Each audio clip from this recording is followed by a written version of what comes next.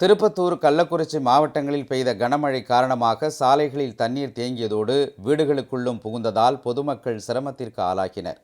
திருப்பத்தூர் மாவட்டம் ஆம்பூர், வாணியம்பாடி, ஜோலார்பேட்டை உள்ளிட்ட பகுதிகளில் கடந்த சில நாட்களாக கனமழை பெய்து வருகிறது.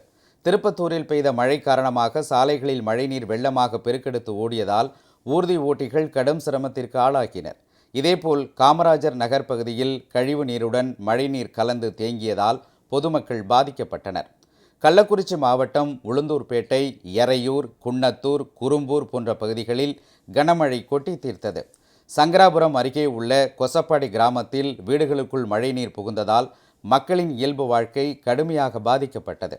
மேலும் மழை காரணமாக வீடு ஒன்றின் சுவரும் இடிந்து விழுந்தது. இதனிடையே பெரம்பலூர், குன்னம், வேப்பூர், செட்டிக்குளம் உள்ளிட்ட பகுதிகளில் நேற்றிரவு கனமழை கொட்டி தீர்த்தது. இதனால் சாலைகளில் மழைநீர் வெள்ளமாக பெருக்கெடுத்து ஓடியது. அரியலூர் மாவட்டம் கோட்டைக்காடு பகுதியில் வெள்ளாற்றின் குறுக்கே அமைக்கப்பட்டிருந்த தற்காலிக தரைப்பாலம் ஆற்று நீரில் அடித்து செல்லப்பட்டதால் 10 கிராமங்களுக்கான போக்குவரத்து துண்டிக்கப்பட்டுள்ளது. திருவண்ணாமலை மாவட்டம் பர்வதமலை பகுதியில் ஏற்பட்ட காட்டாற்று வெள்ளத்தில் மலைக்கோவிலுக்கு சென்று திரும்பிய 2 பெண் பக்தர்கள் நேற்று அடித்து செல்லப்பட்டனர். அவர்களில் இந்திரா என்பவரின் உடல் இன்று காலை கண்டெடுக்கப்பட்ட நிலையில் தங்க தமிழ்செல்வி என்பவரை தேடும் பணி நடைபெற்று வருகிறது.